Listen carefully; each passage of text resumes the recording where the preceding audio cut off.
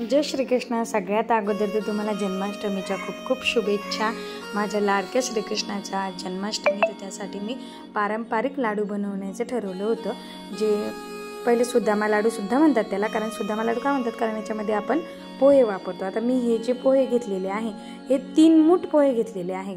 बरोबर 3 मूठ का घेतले, कारण सुदामाने श्रीकृष्णाला 3 मूठ पोहे खायला दिले होते, म्हणून मी ते 3 मूठच पोहे वापरले। त्यानुसार सगळी सामग्री घेतलेली आहे।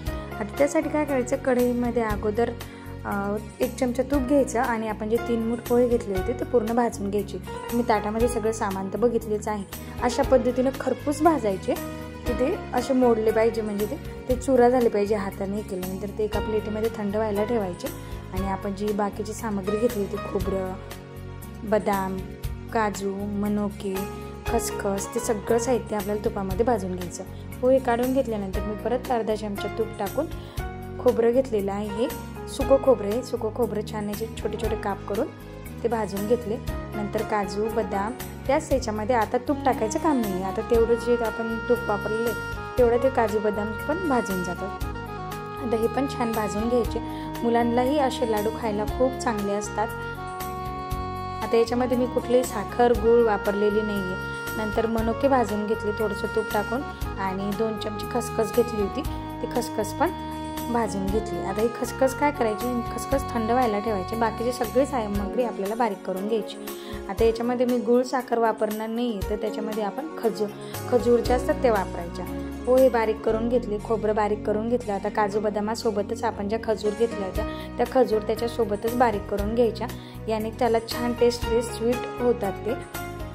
आणि बघू शकता आता याला मनुके टाकून द्यायचे आपण, आणि खसखस जी भाजलेली घेतली होती ती पण टाकून द्यायची। ते छान मिक्स करून घ्यायचं। आता याला छान लाडूचं टेक्स्चर आलेले आहे आताच, पण याच्यामध्ये आपण काय करणार आहे, जायफळ थोडंसं किसून टाकणार आहे, कारण श्रीकृष्णाला जायफळ, सुंठ हे पदार्थ खूप आवडीचे। आता हे सुंठ जे आहे, हे सुंठसुद्धा मी थोडंसं किसून टाकत आहे।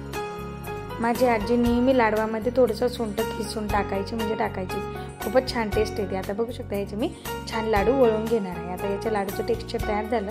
आता मी याचे पूर्ण लाडू बांधून घेते, अशा पद्धतीने गोल गोल आकाराचे लाडू तयार करून घेतले। आता ते सगळे लाडू मी तयार करून घेतले।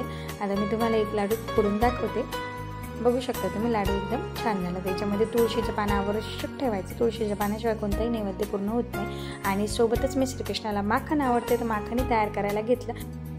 मिक्सरमध्ये आपण जी फ्रीजमध्ये स्टोअर करायला ठेवतो दुधावरची साय, ती छान 1 तास अगोदर बाहेर काढून ठेवली आणि त्याच्या मिक्सरमधून फिरून घेतलं, माखन तयार झालं। कधी माखन तयार करत असताना, लोणी तयार करत असताना फ्रीजमधली दुधावरची साय 1 तास अगोदर बाहेर काढून ठेवायची, तेव्हाच त्याचं छान तूप आणि लोणी तयार होते। आता मग मी ते एका छोट्या मडक्यामध्ये काढून घेतलं आणि वरतून छान अशी खडी साखर, त्याला मिश्रसुद्धा म्हणतात, ते टाकलं। वरतून बदामाचे काप टाकले आणि केसर टाकलं आणि श्रीकृष्णाला नैवेद्य दाखवला। अशा छान छान रेसिपीसाठी लाईक आणि सबस्क्राईब करायला विसरू नका आणि शेअर करा। थँक्यू।